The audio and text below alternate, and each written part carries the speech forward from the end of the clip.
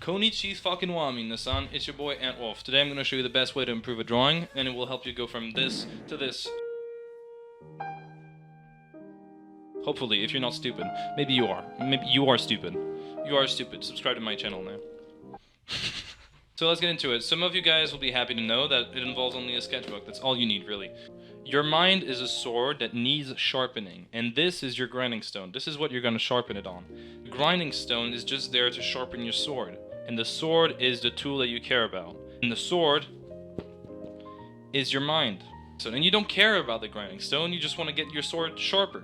So you use this to grind on it, and you don't really care about what's inside, what you're putting down on the first page of whatever comes as a sketch, or like you're scared of putting ink on it because it's going to ruin the whole page. You don't care about it.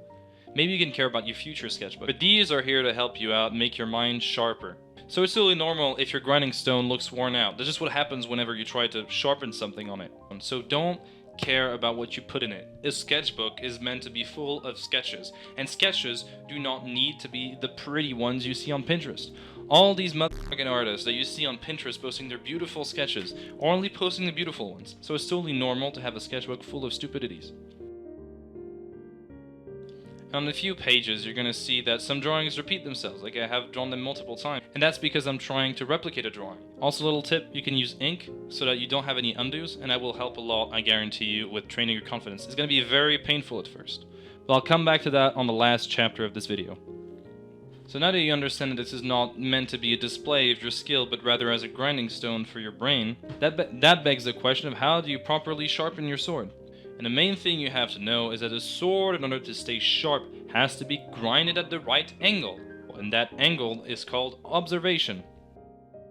And observing, you may think you know something about observing, but most likely you don't. I'm still trying to figure out most of it, but I hope I can share what I know already with you guys, which is 90% of the stuff anyway, so. The first part of observation is observing all the time. If you want to get better at something, you need to observe. And that goes with everything. Archery, shoemaking, Brazilian jiu-jitsu, gardening, everything, you name it, and even visual art. So if you're walking down the street, look at the lines of the road, the perspective of all that shit. Look at the form of the car passing by. What is it like? Can you look through the car? Can you see what's behind it? There's so much out there and that you need, and I'm not saying this is a joke, you need to be curious about. All these small things, and as mundane as it sounds, are very important things. When you put them, all these little percentage all together, you get a big percentage of your improvement is going to be by just looking at things. Which brings me to my second point, is that you need to be looking for patterns. Folds have a way of repeating themselves, and you can look for these patterns. Gesture has patterns, so whenever you're looking at your reference, whenever you're looking at things in real life, things from Pinterest, anything, observe, use your knowledge. So learn, use your brain, look for the patterns. You may not notice it in the first 5 drawings or breakdowns that you do, you may not notice it in the first 30 drawings that you do, but once you've done 100, like subconsciously at least, you're gonna pick up on some stuff. The last thing about observation, it is completely useless. Completely useless if you don't practice it, if you don't save what you just learned in your long-term memory. So you may not notice it in the first 5 attempts, maybe not the first 10 attempts, maybe not 15, but 20, 30, that's when you're going to start noticing some changes. Here's some examples of some sheets that I did a while ago when I was trying to learn the basics of proportions and switch of shapes, all that good shit. That's a lot of them, but it helped a lot. And you can do that too. So after the sketchbook thing, not caring about it, and observation being the core of improvement in general, it brings me to my last point. If you want to be the best at anything, right, you need to be rigorous, to be disciplined, to be obsessed with it. You can have talent. If you're not obsessed with it, you're not going to be the best. Be a lunatic. Go kill people. Kill your neighbor, burn their house, or an orphanage, even better, kill streak, you know? You want to be a monster. You want to put so much work that would be unreasonable, like irrational for you not to succeed at what you're doing.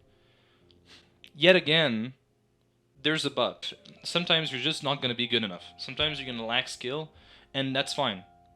What defines you is how, or more, if you get up and try again to overcome that obstacle. And it's always going to be harder to overcome that obstacle if you keep on fighting with yourself.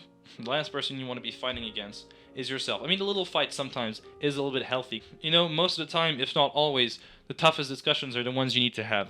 And I know that some of you guys may be like super confused because I'm essentially telling you, don't care about your sketchbook. It's your authentic expression of yourself. And on the other side, I'm like, work like a fucking dog, work like a fucking war general, have the work ethic of a serial killer, burn down houses, kill your neighbor, rape your. It's very easy, and most people do nowadays, to fall into the extremes of one side or the other. So you know, black and white get all the praise. Give my boy Gray a little love. You know, like it's in the middle. It's nice and balanced. Going to extremes, you need to forgive yourself if you.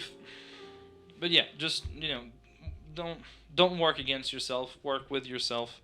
But yeah, it's important to stay serious but kind, disciplined but gentle with yourself, to be obsessed but humble, rigorous but modest. So yeah, I hope this little video helped you guys. It's already nighttime. I've been filming for about 15 minutes right now, and then there's this thing that's a lot of gigabytes on my phone as I'm using my phone to record. Subscribe to my channel. I'm sexy. Alright, that's cringe. Alright.